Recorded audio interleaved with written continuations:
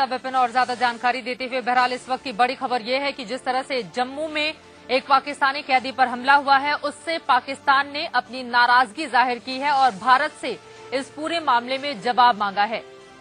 हमारे अधिकारियों को कैदी से मिलने दिया जाए, ये कहा है पाकिस्तान ने। जम्मू जेल के अधीक्षक को तत्काल कार्रवाई करते हुए सस्पेंड कर दिया गया है और इसके साथ ही आपको ये भी बता दें कि अब जल्द ही निर्णय इस बात का लिया जा सकता है कि अगर उनकी स्थिति उस मेडिकल कॉलेज जहां पर भर्ती कराई गया है उस कैदी को अगर ठीक नहीं होती है तो उसे चंडीगढ़ या फिर दिल्ली में भी इलाज के लिए ले आया जा सकता है।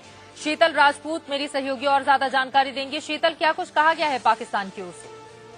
देखिए, जो पाकिस्तानी कैदी सनाउल्लाह खान तकरीबन 15 साल से भारतीय जेल में कैद था, ये कोट भलवाल जेल में जम्मू में था और इस पर जो हमला हुआ है उस पर पाकिस्तानी हाई कमीशन जो है दिल्ली में, उन्होंने एक प्रेस रिलीज जारी की और साथ ही भारतीय विदेश मंत्रालय से भी बात की है और कहा है कि जो हाई कमीशन के अधिकारी हैं उन्हें कॉन्सुलर एक्सेस दिया जाए ताकि वो जाकर सनाउल्लाह खान की हालत का जायजा ले सकें और किस तरह की ट्रीटमेंट चल रही है और क्या क्या जरूरत है उसकी इसका जायजा लिया जा सके।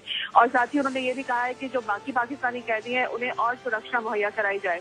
आपको बता दूं चित्रा, इससे पहले जब सरबजीत सिंह पर हमला हुआ था तो भारतीय गृह मंत्रालय ने सारे राज्यों को अलर्ट जारी किया था और कहा था कि अपनी अपनी जेलों में जो पाकिस्तानी कैदी वहां पर हैं उनकी सुरक्षा ज्यादा विशेष पुख्ता कर दी जाए। और अब इस घटना के बाद कोट भलवाल जेल में जो पाकिस्तानी कैदी हैं, तकरीबन 70 जिनकी संख्या बताई जाती है, उनको अलग किया गया है ताकि उन्हें अलग से सुरक्षा दी जाए और जो जेल सुपरिंटेंडेंट है उनको सस्पेंड कर दिया गया है। बिल्कुल, जेल सुपरिंटेंडेंट को तुरंत कार्रवाई करते हुए सस्पेंड कर दिया गया है। लेकिन सवाल बड़ा ये उठता है, किस तरह की जानकारी शीतल आपको मिल पाई है? क्या ये आपसी झड़प का ही मामला है या फिर सरबजीत पर जो हमला हुआ था बदले की कार्रवाई के तहत इसे अंजाम दिया गया है? ज्यादा डिटेल्स नहीं है, लेकिन फिलहाल कैदियों की आपसी झड़प ही बताई जा रही है। कोट भलवाल जेल एक बेहद संवेदनशील जेल है और यहाँ पर कई खुखार आतंकी भी कैद है। 600 के करीब यहाँ पे कैदी हैं, जिनमें से कई खुखार आतंकी हैं और 70 के करीब पाकिस्तानी कैदी इसमें हैं। हालांकि वहाँ पे उनकी सुरक्षा का विशेष ख्याल रखा जा रहा था, खासतौर से सरबजीत पर हमले को देखते हुए, क्योंकि गृह मंत्रालय ने पहले ही सचेत किया कि जेल में ज्यादा सुरक्षा व्यवस्था पुख्ता की जाए।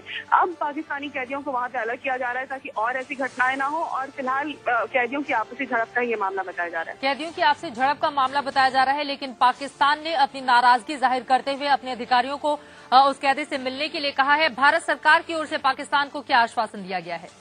फिलहाल इस बारे में विदेश मंत्रालय की ओर से कोई स्टेटमेंट नहीं मिला है, ना ही उनकी ओर से कोई बयान या वक्तव्य आया है। लेकिन हाँ, पाकिस्तान ने जरूर अपनी नाराजगी जाहिर की है और ये कहा है कि हमें जल्द से जल्द फौरी तौर पर एक्सेस दिया जाए ताकि हम सनाउल्लाह खान की जो भी तबीयत है उसका जायजा ले सकें और जो मदद उनको चाहिए वो दे सकें। भारत इस पूरे मामले की गंभीरता और रिस्पॉन्सिबिलिटी को अच्छी तरह से समझता है। शीतल, ऐसा लगता नहीं कि भारत की ओर से मना किया जाएगा? फिलहाल प्राथमिकता इस बात की दी जा रही है कि जल्द से जल्द उस कैदी की सेहत में सुधार हो सके।